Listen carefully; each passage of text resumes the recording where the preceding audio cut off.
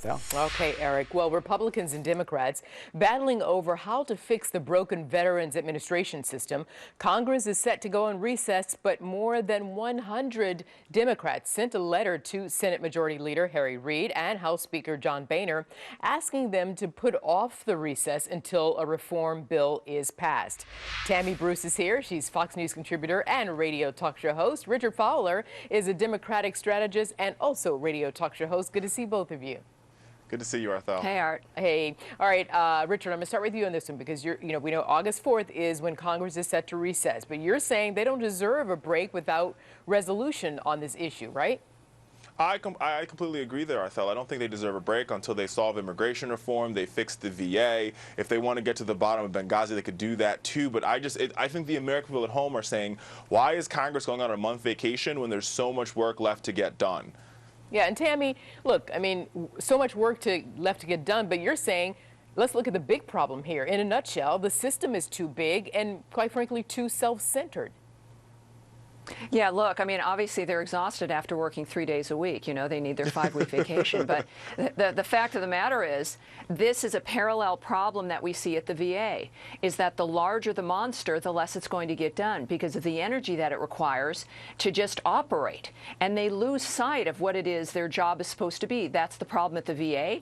That's the problem in Congress. So when you wonder what's wrong is the gigantic government where the people who are supposed to be doing our business lose sight of who we are, who the boss is, and even at the VA, literally forgetting about vets in offices and locking them in. You can't become more invisible than that. So we can't really expect even more time to solve a problem. We've got to solve the people making, we've got to change the people making the decisions. Hey, Tammy, what do you think about the idea of letting vets have access to health care outside of the VA system? Oh, that's the obvious solution. Now, look, both proposals that they're fighting over, both recognize and suggest a card for the vets to use to get outside medical care. That should be the only thing that they need to work on right now. They both agree, both sides agree on that, and yet they keep piling more stuff into the bill that slow down the process. We need to get them that card so vets can get the medical care they want. It may be billions of dollars, but that's what tax dollars should be for. And then take their much-needed vacation. Obviously, we'll have less problems in Washington if they do, and then come back and deal with more if they want. But most of it is throwing money at the system, which means it's like looking at the Frankenstein monster and thinking, well, if we make him bigger, maybe he'll be nicer. Richard, so what do you think at least would be a short-term fix? I mean, we know we have more problems down the road, but a short-term fix, a more immediate fix from Congress. What do you think it should be, Richard? Well, listen, the Veteran Administration has always been plagued with issues from Harry Truman's administration to right now. I think what we have a new secretary there. Now the secretary needs the resources to fix the problem. Whether the problem is whether we're going to give them the ability to go in the private healthcare market, that might be a possibility. But let's get Congress to work on it, Arthel. And sadly, because of the gridlock that we have in Washington, absolutely, positively nothing can get done. And I think what we need to see, and what I wish the president would do, is call Congress back during the emergency recess and say, during recess and say, let's get work done. Let's work for the American people. But what is that work? What is that work, Richard? I mean, really, what you say, more resources to do what? For what?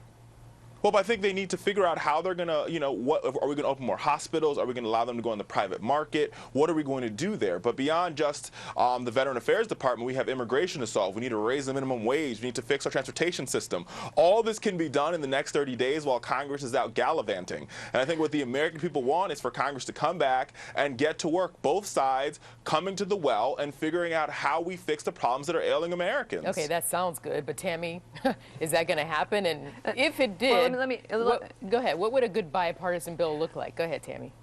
Well, look, they do want to build more hospitals, but that's like suggesting we build another Congress and then expect it to move more smoothly.